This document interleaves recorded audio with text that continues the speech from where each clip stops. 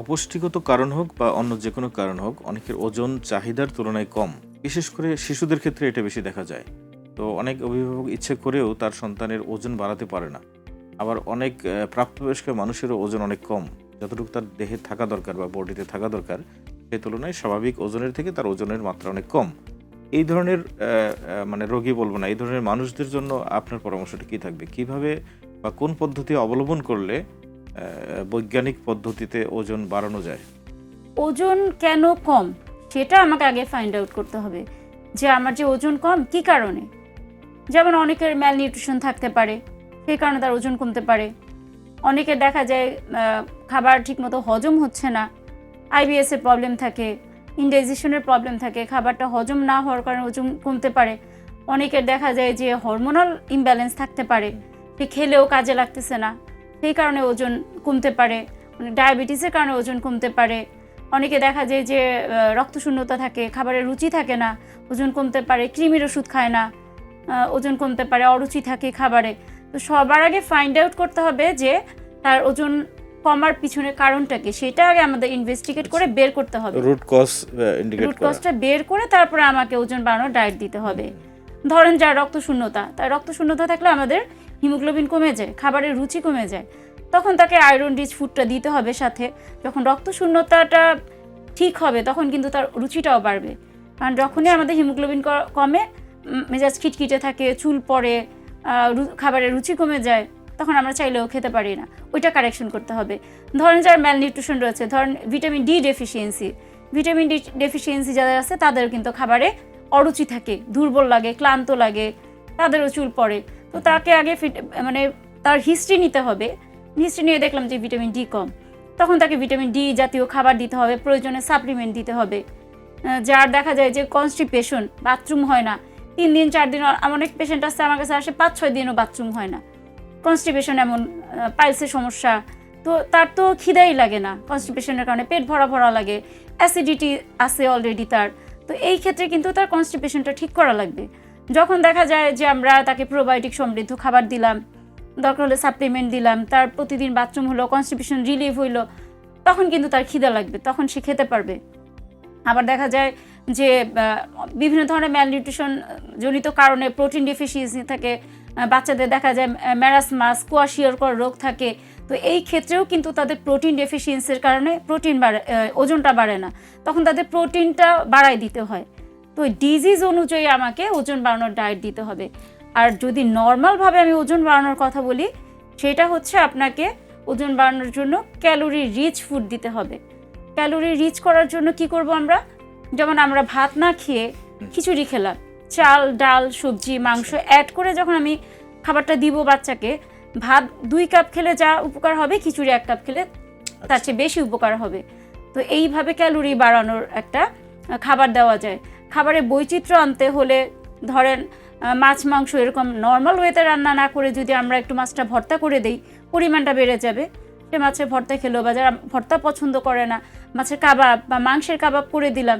তো 1-2 পিস মাছ রান্না করে যতটুকু না প্রোটিন পাওয়া যায়, তার চেয়ে বেশি প্রোটিন পাওয়া যাবে যদি আমরা কাবাব আকারে বা কোফতা আকারে বানাই দিই, অনেকগুলো মাংস বা মাছ পাওয়া যাবে। এইটা একটা প্রক্রিয়া, অর্থাৎ বৈচিত্র্য আনতে হবে। যেমন আমরা ওজন বাড়ানোর জন্য অনেকেই এই যে পিৎজা, বার্গার, ফাস্ট ফুড, দেখা যায় চিনি মিষ্টি জাতীয় খাবার খাইতেছে, এটা কিন্তু হেলদি ওয়ে না, এটাতে কিন্তু অন্যান্য রোগ বাড়তে পারে।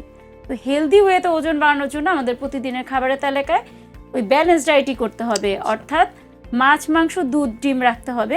মাছ মাংস এমনি যদি খেতে না চায়, আমি পুডিং আকারে দিতে পারি। পুডিং যদি খায় তার ক্যালোরি বেড়ে যায়, কারণ পুডিংয়ে দুধ থাকে, ডিম থাকে, চিনি থাকে। 2 পিস পুডিং খেলো সরাসরি দুধ না খেয়ে, দুধ না দিয়ে দুধের তৈরি খাবার দিলে ক্যালোরি বেড়ে যায়। যেমন সে পায়েস খেলো, দুধ, চিনি, কিশমিশ, বাদাম দিয়ে পায়েস খেলো, এটার ক্যালোরি বেড়ে যায়। পায়েস অল্প খেলেও ওজন বাড়বে। তারপরে সুজির হালুয়া, দুধ, সুজি, ডিম 3টার মিশ্রণ। অনেকে দেখা যায় অসুস্থ অবস্থায় কিছু খেতেই চায় না, তখন তাকে যদি দুধ সাগু দেওয়া হয়, ওইটার সাথে একটু তেল বা ঘি দিয়ে সিদ্ধ করে একটু গুড় বা চিনি অ্যাড করে দিলাম, তাহলে তার ক্যালোরি বেড়ে গেল। অবশ্যই চিনির চেয়ে গুড় বেশি ভালো। তো এরকম একটা গিলার মতো খাবার দিলাম, যে জ্বরের সময় আমরা খেতে ইচ্ছা করে না, একটু স্যুপ বানিয়ে দিলাম, স্যুপের মধ্যে একটু তেল বা ঘি দিলাম, ডিম বা প্রোটিন হিসাবে চিকেন দিয়ে ব্লেন্ড করে দিলাম, সিদ্ধ করার সময় একটু চিকেন, একটু পেঁপে, একটু তেল, এগুলো দিয়ে সিদ্ধ করে একটু ব্লেন্ড করে দিলাম, কারণ অনেক সময় দেখা যায় রুচি না থাকলে খেতে ইচ্ছা করে না, যে আমি অন্তত জিনিসটাকে ইনটেক করলাম, আপাতত আমি দ্রুত খাবারটা খেলাম, তাহলে ওজনটা বাড়ে। দ্রুত খাবার খেতে পারলে ওজন দ্রুত বাড়ে। কারণ কি, আমরা যদি স্লো খাই তখন অল্প খেলেই ব্রেনে একটা সিগন্যাল চলে যায়। একটা খাবার যদি 10 মিনিট ধরে খাই তখন ব্রেনে একটা সিগন্যাল চলে যায় যে আমার পেট ভরে গেছে, তখন আমি চাইলেও বেশি খেতে পারবো না। এই কারণে ওজন বাড়ানোর একটা পদ্ধতি হলো দ্রুত খাওয়া। এবং দ্রুত আমি কখন খেতে পারবো, যখন ওইটা খাবারটা নরম হবে। যেমন শক্ত ভাত খেয়ে নরম জাউ ভাত খাবো, শক্ত ভাত খেলে তো মানে অনেকক্ষণ ধরে খেলে অল্প খেলে পেট ভরে যাবে। তো ওইটা না খেয়ে নরম জাউ ভাত খেলাম, নরম খিচুড়ি খেলাম, তাহলে দ্রুত খেতে পারলে দ্রুত ওজন বাড়ে। তারপরে যেটা আমি বললাম যে আমি সরাসরি পুডিং খেতে খুব অল্প সময় লাগে, হালুয়া, এগুলো ক্যালোরি ডেন্স ফুড, এগুলো অল্প খেলে দ্রুত খেলে ওজনটা বেড়ে যাবে। এইভাবে আমাদের সহজ কিছু পদ্ধতি মানে করতে হবে। আর যেহেতু যাদের ওজন কম তারা তো অল্প খেলে পেট ভরে যায়, তাদেরকে বারে বারে খেতে হবে। 2 ঘন্টা পর পর অল্প অল্প করে বারে বারে। বেশি খাবার নিয়ে তাকে জোর করা যাবে না, কারণ বাচ্চাদেরকে তো মুখে খাবার নিয়ে বসে থাকে, তাদেরকে যদি এরকম বসে থাকে অল্প খাবারে পেট ভরে যাবে আর খেতে চাইবে না।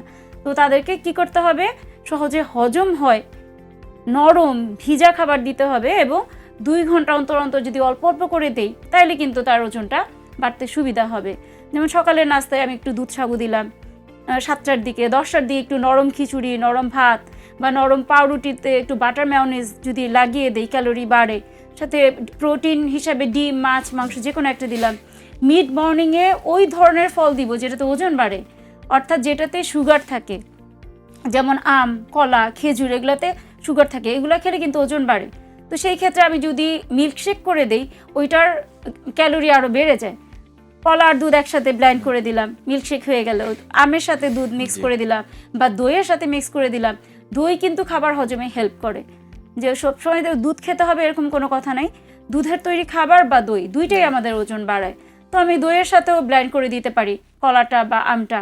তারপরে খাবার শেষ করে যদি একটু দই খাই, সেই ক্ষেত্রে কিন্তু আমার খাবার হজমে হেল্প হয়। হজম হইলে কিন্তু পরবর্তী খাবারটা আমি খেতে পারবো। তো হজমে সুবিধা হয় এরকম খাবার দিতে হবে। দুপুরে নরম জাউ ভাত, নরম খিচুড়ি, যদি সে তেহারি বিরিয়ানি খেতে চায়, সব ধরনের মাংস দিয়ে, চাল ডাল দিয়ে একবার একটু তেহারি রান্না করে দিলাম, অল্প খেলেই অনেক পুষ্টি, অনেক ক্যালোরি। ওজন বাড়ানোর ক্ষেত্রে অনেকে পান্তা ভাতের কথা বলে, যে রেগুলার পান্তা ভাত খেলে ওজন বাড়ে, আসলে কি বাড়ে? হ্যাঁ বাড়ে। কারণ হচ্ছে যখন আমরা ভাতটাকে মানে সংরক্ষণের উদ্দেশ্যে পানি দিয়ে ঢেকে রাখি, তখন কিন্তু ওইটাতে মানে ভাতটা গলে, হ্যাঁ, প্রোবায়োটিকের গাজন প্রক্রিয়ায় প্রোবায়োটিক হিসেবে ভাতের গুণাগুণ বেড়ে যায়। যেমন গ্লুকোজের পরিমাণ বেড়ে যায়, পাশাপাশি এটা যে নিউট্রিয়েন্টগুলো থাকে, বি ভিটামিনগুলো থাকে, এগুলো কিন্তু বেড়ে যায়। যেই কারণে আমাদের বি ভিটামিন কিন্তু রুচি বাড়াতেও হেল্প করে। তো আমরা যখন ভাতটা খাবো তখন ওইটা হজমেও সুবিধা হলো, ভিটামিন মিনারেলসগুলোও পেলাম, সেটা কিন্তু আমাদের ওজন বাড়াতে হেল্প করবে।